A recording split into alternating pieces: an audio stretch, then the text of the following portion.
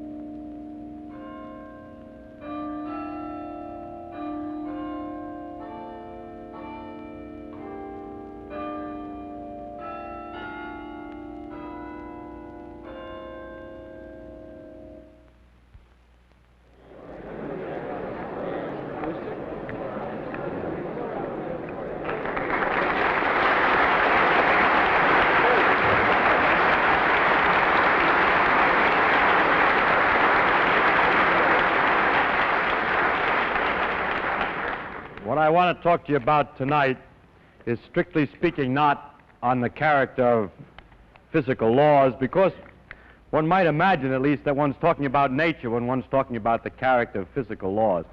But I don't want to talk about nature, but rather how we stand relative to nature now. I want to tell you what we think we know, and what there is to guess, and how one goes about guessing it. Someone suggested that it would be ideal if, as I went along, I would slowly explain how to guess the laws and then create a new law for you right as I went along. I don't know whether I'll be able to do that. But first, I want to tell about what the present situation is, what it is that we know about the physics. You think that I've told you everything already, because in all the lectures I told you all the great principles that are known. But the principles must be principles about something. The principles that I just spoke of, the conservation of energy, is the energy of something, and quantum mechanical laws are quantum mechanical principles about something, and all these principles added together still doesn't tell us what the content is of the nature, that is what we're talking about. So I will tell you a little bit about the stuff on which all these principles are supposed to have been working. First of all is matter, and remarkably enough, all matter is the same. The matter of which the stars are made is known to be the same as the matter on the Earth by the character of the light that's emitted by those stars. They give a kind of fingerprint by which you can tell that's the same kind of atoms in the stars as on the Earth. The same kind of atoms appear to be in living creatures as in non-living creatures. Frogs are made out of the same goop in different arrangement than rocks. So that makes our problem simpler. We have nothing but atoms, all the same everywhere. And the atoms all seem to be made from the same general constitution. They have a nucleus, and around the nucleus there are electrons. So I begin to list the parts of the world that we think we know about. One of them is electrons, which are the particles on the outside of the atoms. Then there are the nuclei, but those are understood today as being themselves made up of two other things, which are called neutrons and protons, two particles. Incidentally, we have to see the stars and see the atoms, and they emit light, and the light is described by particles themselves, which are called photons. And at the beginning we spoke about gravitation, and if the quantum theory is right, then the gravitation should have some kind of waves which behave like particles too, and they call those gravitons. If you don't believe in that, just read gravity here. The same. Now, finally, I did mention that in what's called beta decay, in which a neutron can disintegrate into a proton and an electron and a neutrino, or alien antineutrino, there's another particle here, a neutrino. In addition to all the particles that I'm listing, there are, of course, all the antiparticles, but that's just a quick statement and takes care of doubling the number of particles immediately. But there's no complications. Now, with the particles that I've listed here, all of the low-energy phenomena, all of, in fact, ordinary phenomena that happen everywhere in the universe as far as we know, with the exception of here and there some very high-energy particle does something, or in the laboratory we've been able to do some peculiar things, but if we leave out those special cases, all ordinary phenomena are presumably explained by the action and the motions of these things, these kind of things. For example, life itself is supposedly made, understandable in principle from the action of movements of atoms, and those atoms are made out of neutrons, protons, and electrons. I must immediately say that when we say we understand it in principle, I only mean that we think we would, if we could figure everything out, find that there's nothing new in physics to be discovered in order to understand the phenomena of life. Or, for instance, for the fact that the stars emit energy, solar energy, or stellar energy, is presumably also understood in terms of nuclear reactions among these particles and so on. And all kinds of details of the way atoms behave are accurately described in this kind of, with this kind of model, at least as far as we know at present. In fact, I can say that in this range of phenomena today, as far as I know, there are no phenomena that we are sure cannot be explained this way, or even that there's deep mystery about. This wasn't always possible. There was, for instance, for a while, a phenomenon called superconductivity. There still is the phenomenon, which is that metals conduct electricity without resistance at low temperatures, and it was not at first obvious that this was a consequence of the known laws with these particles, but it turns out that it has been thought through carefully enough, and it's seen, in fact, to be a consequence of known laws. There are other phenomena, such as extrasensory perception, which cannot be explained by this known knowledge of physics here, and it is interesting, however, that that phenomenon has not been well established, and that we cannot guarantee that it's there. So if it could be demonstrated, of course that would prove that the physics is incomplete, and therefore it's extremely interesting to physicists, whether it's right or wrong, and many experiments exist which show it doesn't work. The same goes for astrological influences. If it were true that the stars could affect the day that it was good to go to the dentist, then, as in America we have that kind of astrology, then it would be wrong, the physics theory would be wrong, because there's no mechanism understandable in principle from these things that would make it go. And that's the reason that there's some skepticism among scientists with regard to those ideas. On the other hand, in the case of hypnotism, at first it looked like that also would be impossible when it was described incompletely, but now that it's known better, it is realized that it is not absolutely impossible that hypnosis could occur through normal physiological but unknown processes. It doesn't require some special new kind of force. Now, today, although the knowledge of the theory of what goes on outside the nucleus of the atom seems precise and complete enough, in the sense that, given enough time, we can calculate anything as accurately as it can be measured. It turns out that the forces between neutrons and protons, which constitute the nucleus, are not so completely known and are not understood at all well. And that's what I mean by that, is that we do not today understand the forces between neutrons and protons to the extent that if you wanted me to, and gave me enough time and computers, I could calculate exactly the energy levels of carbon or something like that, because we don't know enough about that, although we can do the corresponding thing for the energy levels of the outside electrons of the atom. We cannot for the nuclei. So the nuclear forces are still not understood very well. Now, in order to find out more about that, experimenters have gone on, and they have to study phenomena at very high energy, where they hit neutrons and protons together at very high energy and produce peculiar things. And by studying those peculiar things, we hope to understand better the forces between neutrons and protons. Well, a Pandora's box has been opened by these experiments, although all we really wanted was to get a better idea of the forces between neutrons and protons. When we hit these things together hard, we discover that there are more particles in the world. And as a matter of fact, in this column, there was plus over 4 dozen other particles have been dredged up in an attempt to understand these. And these 4 dozen other are put in this column because they're very relevant to the neutron-proton problem. They interact very much with neutrons and protons, and they got something to do with the force between neutrons and protons. So we've got a little bit too much. In addition to that, while the dredge was digging up all this mud over here, it picked up a couple of pieces that are not wanted and are irrelevant to the problem of nuclear forces. One of them is called a mu meson or muon, and the other was a neutrino which goes with it. There are 2 kinds of neutrinos, one which goes with the electron and one which goes with the mu meson. Incidentally, most amazingly, all the laws of the muon and its neutrino are now known as far as we can tell experimentally. The law is they behave precisely the same as the electron and its neutrino, except that the mass of the mu meson is 207 times heavier than an electron, and that's the only difference known between those objects. But it's rather curious, but I can't say any more because nobody knows any more. Now, 4 dozen other particles is a frightening array, plus the antiparticles, is a frightening array of things, but it turns out they have various names: mesons, pions, kaons, lambda, sigma. It doesn't make any difference. With 4 dozen particles, there are going to be a lot of names. But it turns out that these particles come in families, so it helps us a little bit.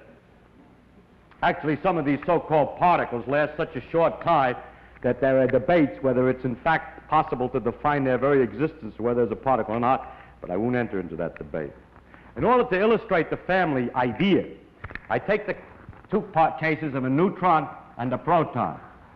The neutron and proton have the same mass within 0.1% or so. One is 1836, the other is 1839 times as heavy as an electron, roughly, if I remember the numbers very.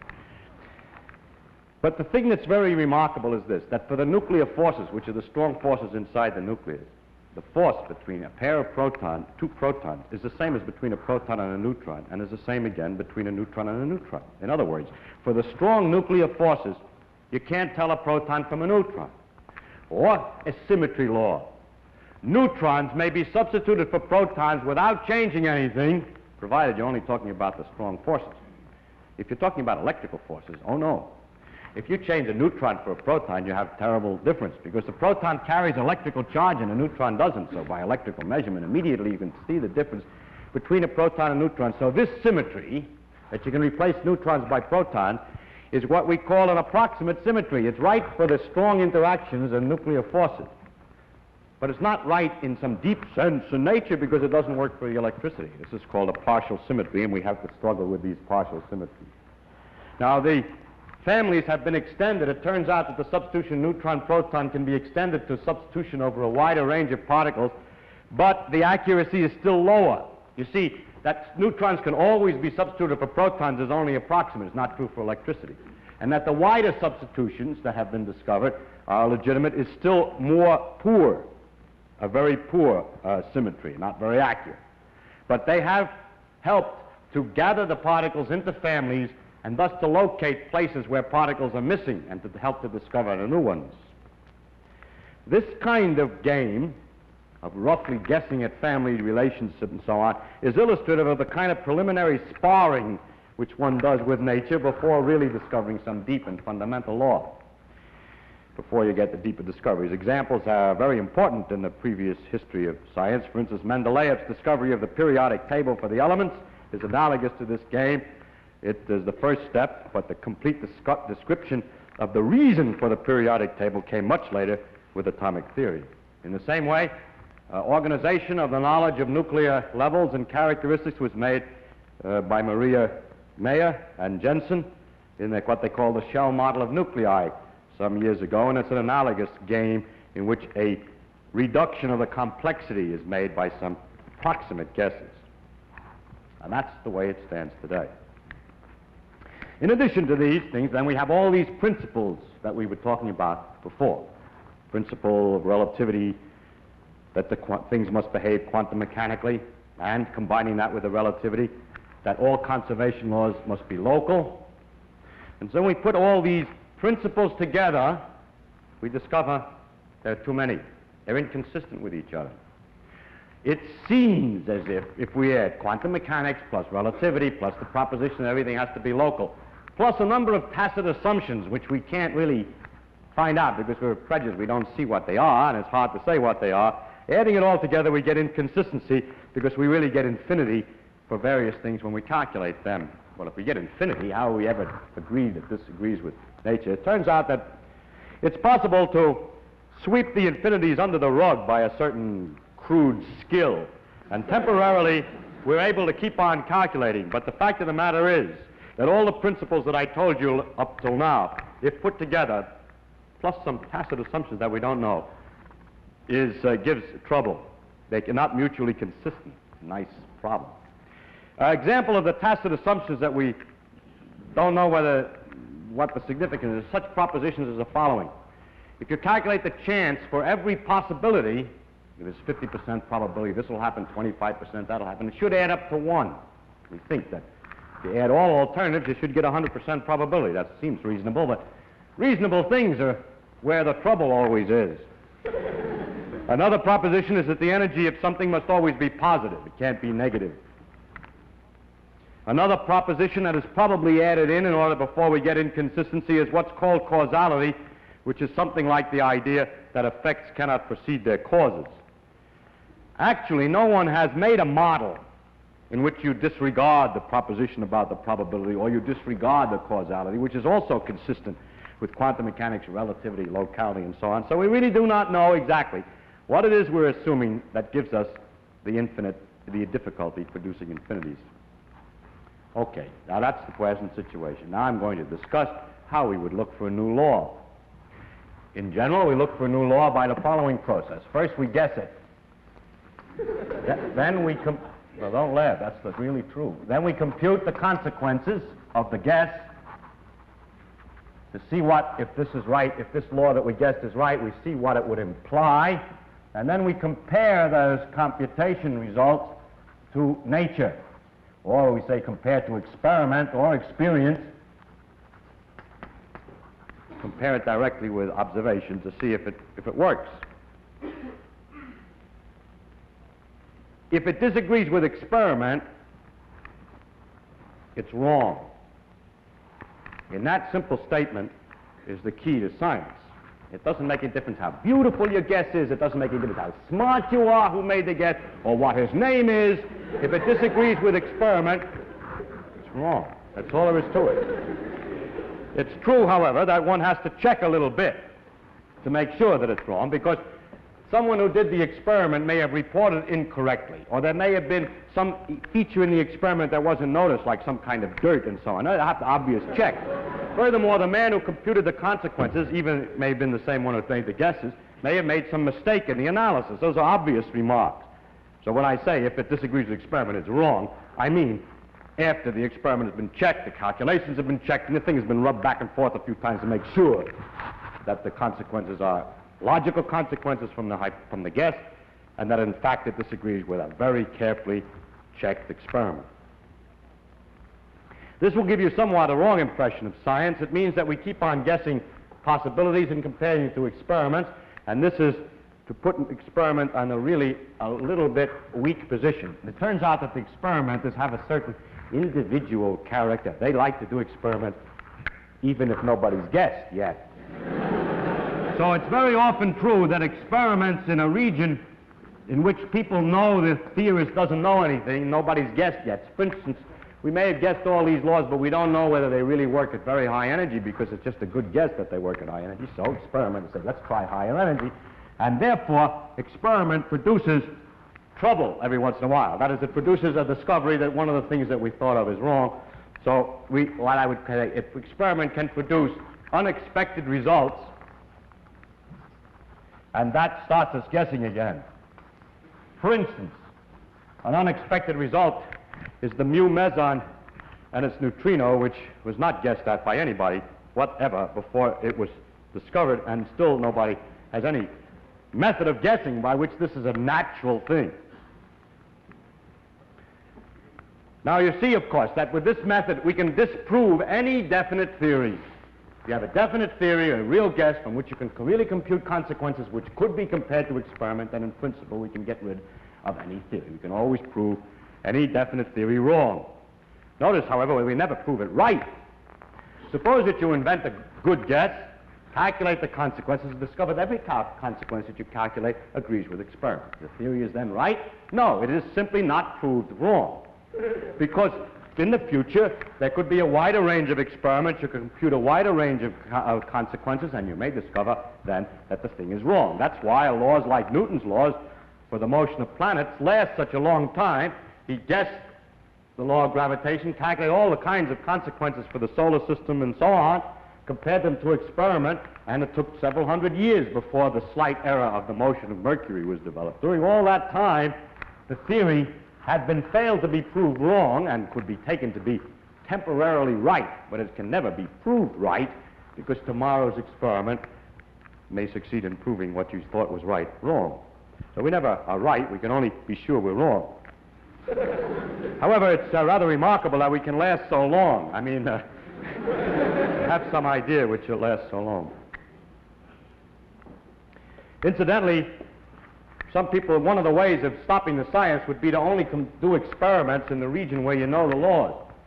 But the experimenters search most diligently and with the greatest effort in exactly those places where it seems most likely that we can prove the theories wrong. In other words, we're trying to prove ourselves wrong as quickly as possible, because only in that way do we find progress.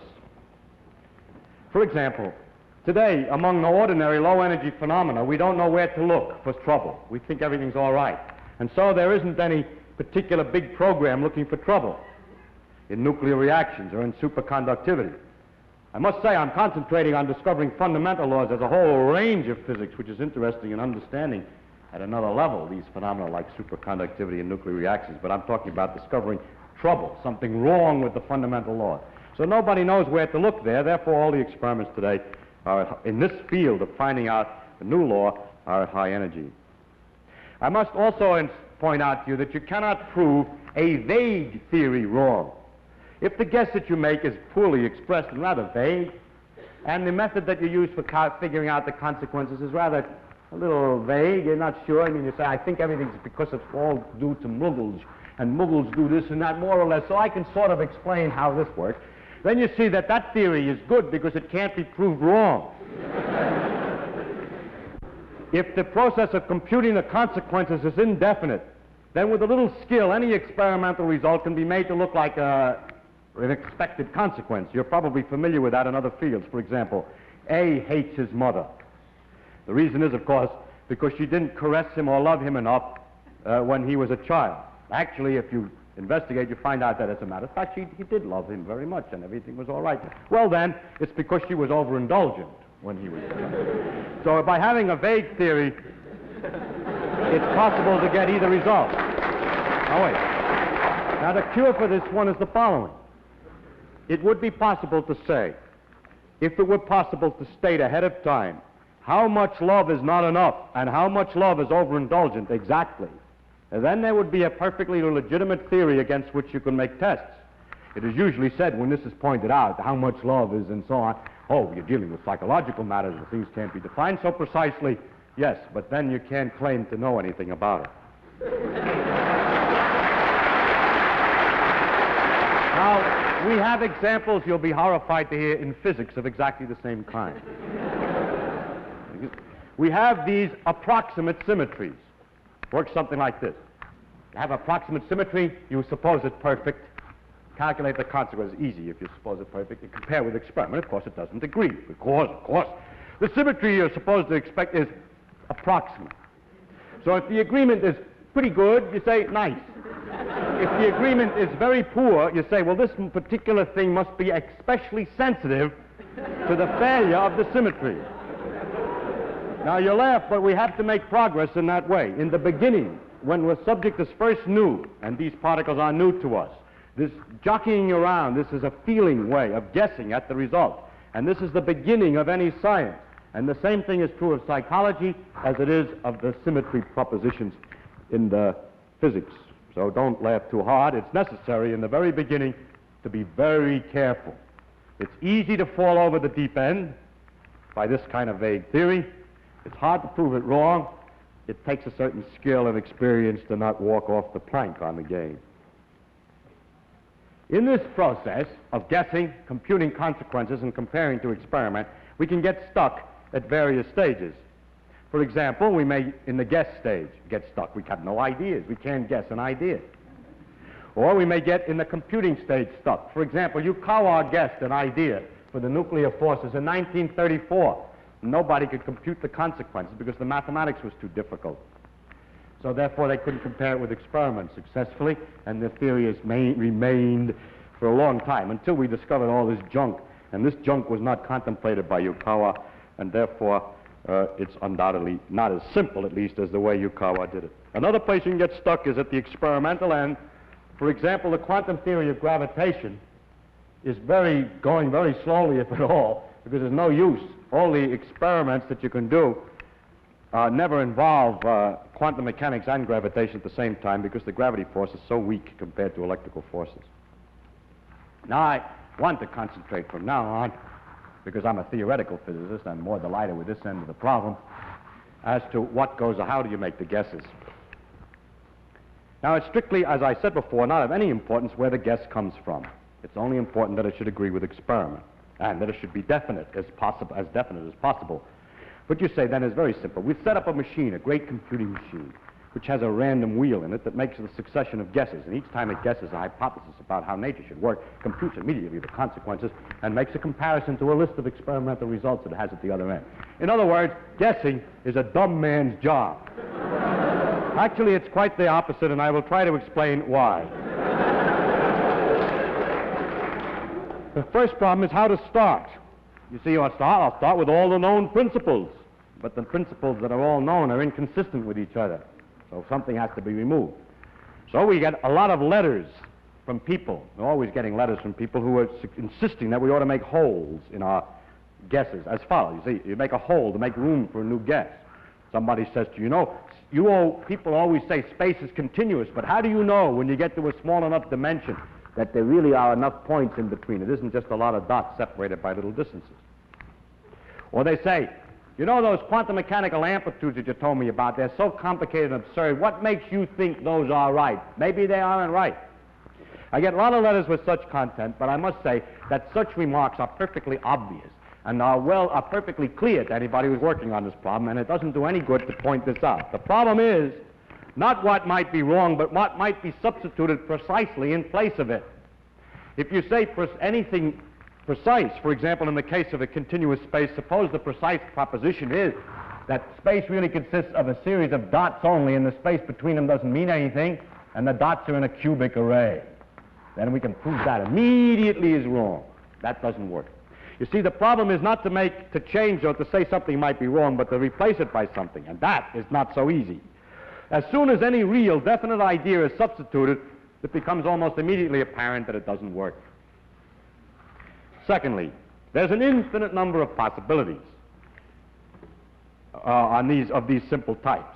It's something like this. You're sitting working very hard, you work for a long time trying to open a safe, and some Joe comes along who doesn't know anything about what you're doing or anything except that you're trying to open a safe. He says, why don't you try the combination 10, 20, 30? Because you're busy, you're trying a lot of things. Maybe you already tried 10, 20, 30. Maybe you know that the middle number is already 32 and not 20. Maybe you know that, as a matter of fact, this is a 5-digit combination that we have. So these letters don't do any good, and so please don't send me any letters trying to tell me how the thing is going to work. I read them to make sure that I haven't already thought of that. But it takes too long to answer them because they usually in the class try 10, 20, 30. And as usual, nature's imagination far surpasses our own. As we've seen from the other theories, they are really quite subtle and deep. And to get such a subtle and deep guess is not so easy. One must be really clever to guess, and it's not possible to do it blindly by machine. So I want to discuss the art of guessing nature's laws. It's an art. How is it done? One way you might think, well, look at history. How did the other guys do it? So look at history. We first start out with Newton. He has in a situation where he had incomplete knowledge. And he was able to get the laws by putting together ideas which all were relatively close to experiment. There wasn't a great distance between the observations and the test. Now that's the first thing, but now it doesn't work so good. Now the next guy who did something, another man who did something great was Maxwell, who obtained the laws of electricity and magnetism. Well, what he did was this. He put together all the laws of electricity due to Faraday and other people that came before him, and he looked at them and he realized that they were mutually inconsistent. They were mathematically inconsistent. In order to straighten it out, he had to add one term to an equation. By the way, he did this by inventing a model for himself of idler wheels and gears and so on in space. And then he found that what the new law was, and nobody paid much attention because they didn't believe in the idler wheels. We don't believe in the idler wheels today, but the equations that he obtained were correct.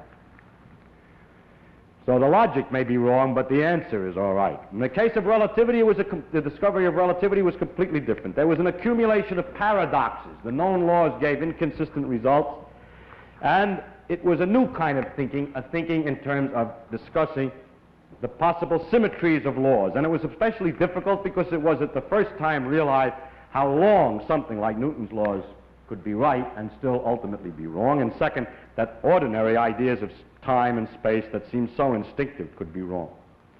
Quantum mechanics was discovered in two independent ways, which is a lesson.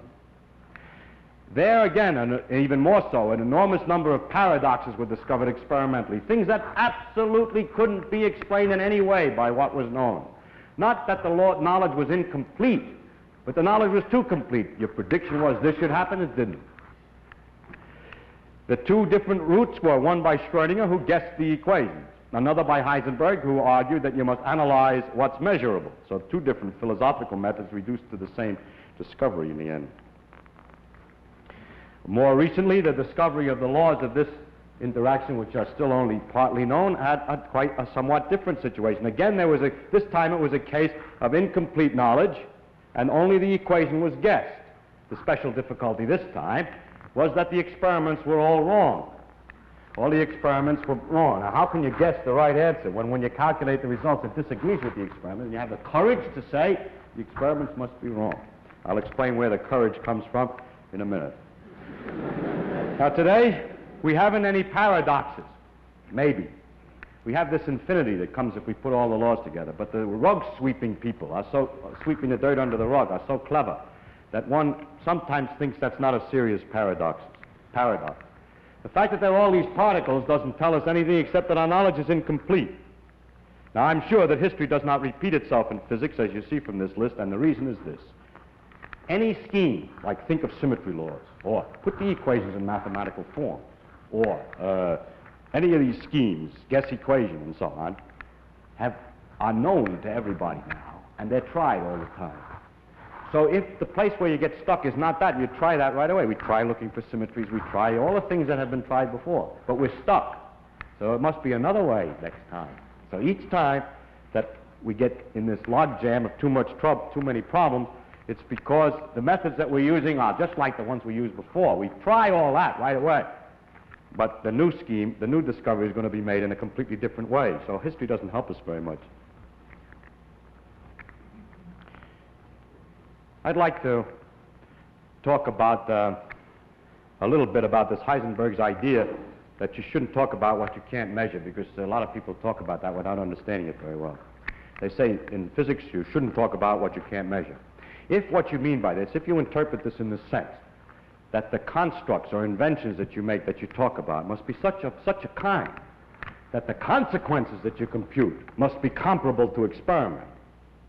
That is, that you don't compute a consequence like a moo must be 3 goos when nobody knows what a moo and a goo is. That's no good. If the consequences can be compared to experiment, then that's all that's necessary. It is not necessary that moos and goos can't appear in the guess. That's perfectly all right. You can have as much junk in the guess as you want, provided that you can compare it to experiment. That's not fully appreciated because it's usually said, for example, people usually complain of the unwarranted extension of the ideas of particles and paths and so forth into the atomic realm. Not so at all. There's nothing unwarranted about the extension. We must, and we should, and we always do, extend as far as we can beyond what we already know, those things, those ideas that we've already obtained. We extend the ideas beyond their range. Dangerous, yes. Uncertain, yes. But the only way to make progress. It's necessary to make science useful, although it's uncertain. It's only useful if it makes predictions. It's only useful if it tells you about some experiment that hasn't been done. It's no good if it just tells you what just went on. So it's necessary to extend the ideas beyond where they've been tested. For example, in the law of gravitation, which was developed to understand the motion of the planets. If Newton simply said, I now understand the planet, and didn't try to compare it to the Earth's pull, we can't, if we're not allowed to say, maybe what holds the galaxies together is gravitation. We must try that. It's no good to say, well, when you get to the size of galaxies, since you don't know anything about it, anything can happen. Yes, I know, but there's no science in it, there's no understanding ultimately of the galaxies. If you, on the other hand, you assume that the entire behavior is due to only known laws, this assumption is very limited and very definite and easily broken by experiment. What we're looking for is just such hypotheses. Very definite, easy to compare to experiment. And the fact is that the way the galaxies behave so far doesn't seem to be against the proposition. It would be easily disproved if it were false, but it's very useful to make the hypothesis. I'll give another example, even more interesting and important. Probably the most powerful assumption in all of biology, the single assumption that makes the progress of biology the greatest, is the assumption that everything the animals do, the atoms can do. What? That the things that are seen in the biological world are the results of the behavior of physical and chemical phenomena with no extra something. You could always say, well, when we come to living things, anything can happen. If you do that, you never understand the living things. It's very hard to believe that the wiggling of the tentacle of the octopus is nothing but some fooling around of atoms according to the known physical laws. But if investigated with this hypothesis, one is able to make guesses quite accurately as to how it works, and one makes great progress in understanding the thing. So far, the tentacle hasn't been cut off. What I mean is, it hasn't been found that this idea is wrong. It's therefore not unscientific to take a guess, although many people who are not in science think it is. For instance, I had a conversation about flying saucers some years ago with laymen. Because I'm scientific, I know all about flying saucers. So I said, I don't think there are flying saucers. So my antagonist said, is it impossible that there are flying saucers? Can you prove that it's impossible? I said, no, I can't prove it's impossible. It's just very unlikely. That, they say, you are very unscientific. If you can't prove it impossible, then how can you say it's likely, that it's unlikely? Well, that's the way, that is scientific. It is scientific only to say what's more likely and less likely, and not to be proving all the time possible and impossible. To define what I mean, I finally said to him, listen, I mean that from my knowledge of the world that I see around me, I think that it is much more likely that the reports of flying saucers are the result of the known irrational characteristics of terrestrial intelligence rather than the unknown rational efforts of extraterrestrial intelligence. It's just more likely, that's all. And it's a good guess. And we always try to guess the most likely explanation, keeping in the back of the mind the fact that if it doesn't work, then we must discuss the other possibilities. Now, how to guess at what to keep and what to throw away. You see, we have all these nice principles and known facts and so on, but we're in some kind of trouble. That we get the infinities, or we don't get enough of a description, we're missing some parts, and sometimes that means that we have probably to throw away some idea. At least in the past it's always turned out that some deeply held idea has to be thrown away, and the question is what to throw away and what to keep. If you throw it all away, it's going a little far, and you don't got much to work with. After all, the conservation of energy looks good, and it's nice, I don't want to throw it away, and so on. To guess what to keep and what to throw away takes considerable skill. Actually, it probably is merely a matter of luck, but it looks like it takes considerable skill. For instance, probability amplitudes. They're very strange, and the first thing you'd think is that the strange new ideas are clearly cockeyed. And yet everything that can be deduced from the ideas of the existence of quantum mechanical probability amplitude, strange though they are, all the things that depend on that work throughout. All these strange particles work 100%. Everything that depends on that seems to work. So I don't believe that that idea is wrong, and that when we find out what the inner guts of this stuff is, we'll find that idea is wrong. I think that part's right. I'm only guessing. I'm telling you how I guess. For instance, that space is continuous is, I believe, wrong. Because we get these infinities and other difficulties, and we have some questions as to what determines the sizes of all these particles, I rather suspect that the simple ideas of geometry extended down into infinitely small space is wrong. I don't believe that space, I mean, I'm making a whole, I'm only making a guess. I'm not telling you what to substitute. If I did, I would finish this lecture with the known law, of course. Some people have used the inconsistency of all the principles to say that there's only one possible consistent world. That if we put all the principles together and calculate very exactly, we will not only be able to use the principles, but discover that these are the only things that can exist and have the thing consistent. That seems to me like a big order. I don't believe, that sounds like wagging the tail by the dog. That's right. Wagging the dog by the tail. I believe that you have to be given that certain things exist, a few of them, not all the 48 particles, or the 50 some odd particles. A few little principles, a few little things exist, like electron and something is given. And then with all the principles, the great complexities that come out with probably a definite consequence. But I don't think you can get the whole thing from just arguments about consistency. Finally, we have another problem, which is the question of the meaning of the partial symmetries. I think I better leave that one go because of a shortage of time. Well, I'll say it quickly. These symmetries, like the neutron and proton, are nearly the same, but they're not, for electricity. Or that the law of reflection symmetry is perfect, except for one kind of reaction, are very annoying.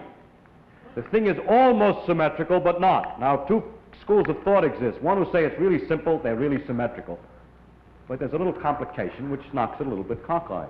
Then there's another school of thought which has only one representative, myself, which says, no, the thing may be complicated and become simple only through the complication. Like this.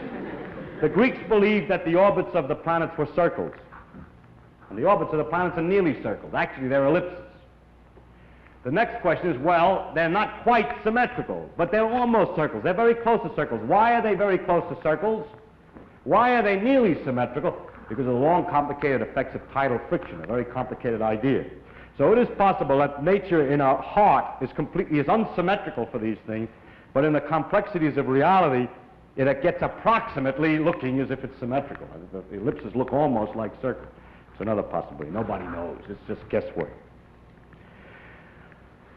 Now, another thing that people often say is that for guessing, two identical theories, two theories here, suppose we have two theories, A and B, which look completely different psychologically, have different ideas in them and so on, but that all the consequences that are computed, all the consequences that are computed are exactly the same. They say they even agree with experiments. They add to them. The point is, though, that the two theories, although they sound different at the beginning, have all consequences the same. It's easy usually to prove that mathematically by doing a little mathematics ahead of time to show that the logic from this one and this one will always give corresponding consequences. Suppose we have two such theories, how are we going to decide which one is right? No way, not by science, because they both agree with experiment to the same extent. There's no way to distinguish one from the other. So the two theories, although they may have deeply different ideas behind them, may be mathematically identical, and usually people say then in science one doesn't know how to distinguish them, and that's right. However, for psychological reasons, in order to guess new theories, these two things are very far from equivalent, because one gives a man different ideas than the other. By putting the theory in a certain kind of framework, you get an idea what to change, which would be something, for instance, in theory A that talks about something that you say, I'll change that idea in here. But to find out what the corresponding thing is you're going to change in here may be very complicated. It may not be a simple idea. In other words, a simple change here makes maybe a very different theory than a simple change there. In other words, although they're identical before they're changed, there are certain ways of changing one which look natural, which don't look natural in the other. And therefore, psychologically, we must keep all the theories in our head. And every theoretical physicist that's any good knows 6 or 7 different theoretical representations for exactly the same physics, and knows that that they're all equivalent, and that nobody is ever going to be able to decide which one is right at that level, but he keeps them in his head hoping that they'll give him different ideas for guessing. Incidentally, that reminds me of another thing, and that is that the philosophy or the ideas around the theory A lot of ideas. You say, I believe there is a space-time, or something like that, in order to discuss your analyses. That these ideas change enormously when there are very tiny changes in the theory. In other words, for instance, Newton's ideas about space and time agreed with experiment very well. But in order to get the correct motion of the orbit of Mercury, which was a tiny, tiny difference, the difference in the character of the theory with which you started was enormous. Reason is, these are so simple and so perfect. They produce definite results. In order to get something to produce a little different result, it has to be completely different. You can't make imperfections on a perfect thing. You have to have another perfect thing. So the philosophical ideas between Newton's theory of gravitation and Einstein's theory of gravitation are enormous. The differences, rather, are enormous.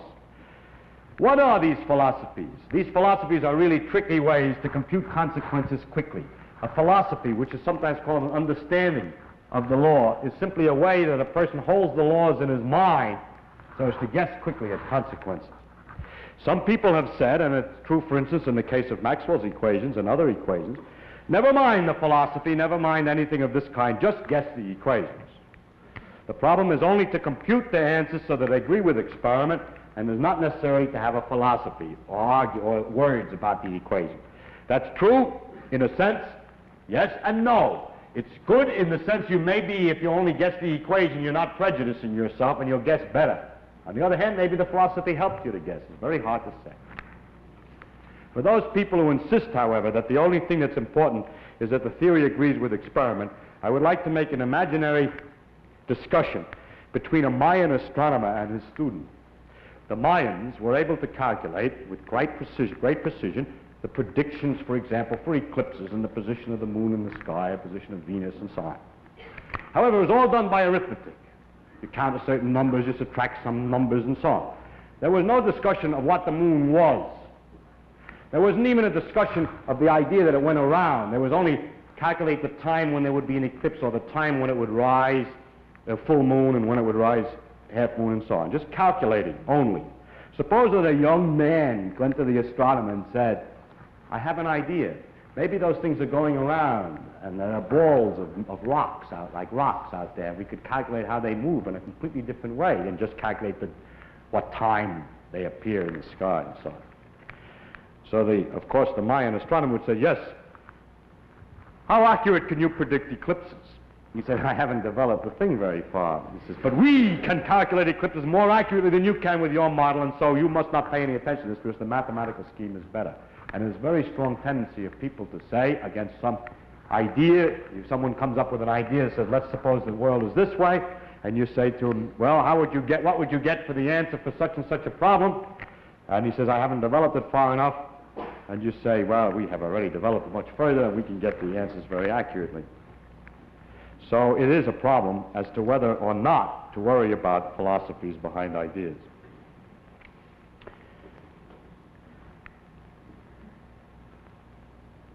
Another thing, of course, that one can use to guess is to guess new principles. For instance, in Einstein's gravitation, he guessed, on top of all the other principles, the principle that corresponded to the idea that the forces are always proportional to the masses. He guessed the principle that if you were in an accelerating car, you couldn't tell that from being in a gravitational field. And by adding that principle to all the other principles, was able to deduce correct laws of gravitation. Well, that outlines a number of possible ways of guessing. I would now like to come to some other points about the final result. First of all, when we're all finished, and we have a mathematical theory by which we can compute consequences, it really is an amazing thing. What do we do? In order to figure out what an atom is going to do in a given situation, we make up a whole lot of rules with marks on paper, carry them into a machine which opens and closes switches in some complicated way, and the result will tell us what the atom is going to do. Now, if the way that these switches opens and close was some kind of a model of the atom, in other words, if we thought the atom had such switches in it, then I would say, oh, I understand more or less what's going on. But I find it quite amazing that it's possible to predict what will happen by what we call mathematics, which is simply following a whole lot of rules which have nothing to do, really, with what's going on in the original thing. So in other words, the closing and opening of switches in a computer is quite different, I think, than what's happening in nature. And that is, to me, very surprising. And finally, I would like to say One of the most important things in this guess, compute, consequences, compare, experiment business is to know when you're right. It is possible to know when you're right way ahead of computing all the consequences. I mean, of checking all the consequences. You can recognize truth by a beauty and simplicity. It's always easy when you've got the right guess and make 2 or 3 little calculations to make sure it isn't obviously wrong, to know that it's right. When you get it right, it's obvious that it's right, at least if you have any experience. Because what happens is that more comes out than goes in. That your guess is, in fact, that something is very simple. And at the moment you guess that it's simpler than you thought, then it turns out that it's right, if it can't be immediately disproved. Doesn't sound silly. I mean, if you can't see immediately that it's wrong and it's simpler than it was before, then it's right. The inexperienced and crackpots and people like that will make guesses that are simple all right, but you can immediately see that they're wrong. That doesn't count. And others, the inexperienced students, make guesses that are very complicated, and it sort of looks like it's all right, but I know it's not true, because the truth always turns out to be simpler than you thought. What we need is imagination, but imagination in a terrible straitjacket. We have to find a new view of the world that has to agree with everything that's known, but disagree in its predictions somewhere, otherwise it's not interesting. And in that disagreement, agree with nature. If you can find any other view of the world which agrees over the entire range where things have already been observed, but disagrees somewhere else, you've made a great discovery. Even if it doesn't agree with nature, it's darn hard. It's almost impossible. Not quite impossible. To find another theory which agrees with experiments over the entire range in which the old theories have been checked, and yet gives a different consequences in some other range. In other words, a new idea is extremely difficult. It takes a fantastic imagination. And what of the future of this adventure? What will happen ultimately? We are going along guessing the laws. How many laws are we going to have to guess? Well, I don't know. Some of my colleagues say, well, science will go on, but certainly not, there will not be perpetual novelty, say for 1,000 years. This thing can't keep on going. We're always going to discover new laws, new laws, new laws. If we do, it'll get boring, that there are so many levels, one underneath the other.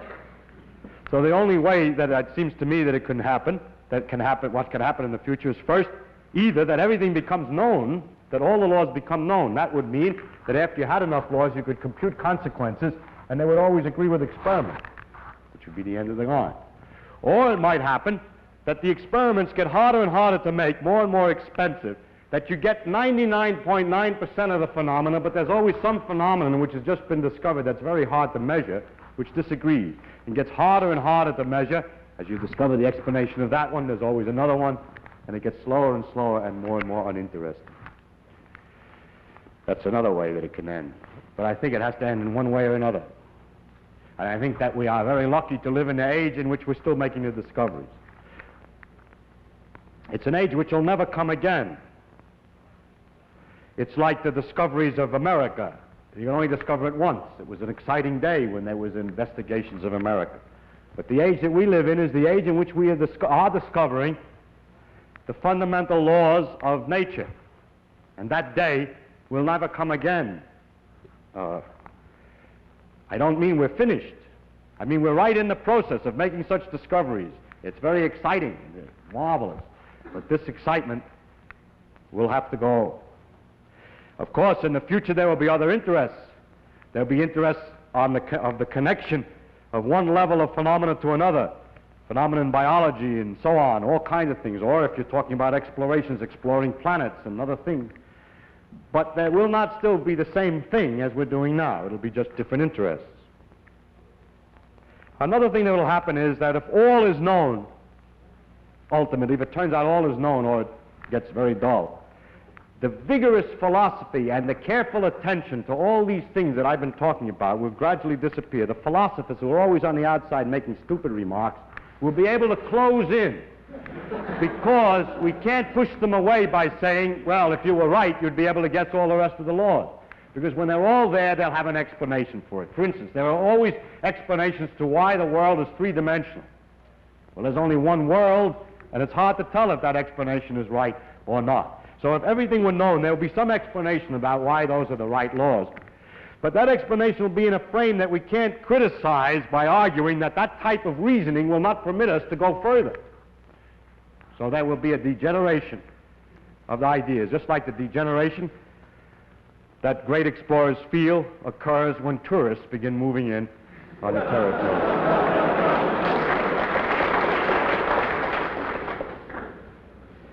Now, I must say that in this age, people are experiencing a delight, a tremendous delight, the delight that you get when you guess how nature will work in a new situation never seen before. From experiments and information in a certain range, you can guess what's going to happen in a region where no one has ever explored before. It's a little different than regular exploration. There's enough clues on the land discovered to guess what the land is going to look like that hasn't been discovered. And these guesses, incidentally, are often very different than what you've already seen. It takes a lot of thought. What is it about nature that lets this happen, that is possible to guess from one part what the rest is going to do? That's an unscientific question. What is it about nature? I don't know how to answer it. And I'm going to give, therefore, an unscientific answer. I think it is because nature has a simplicity and, therefore, a great beauty. Thank you very much.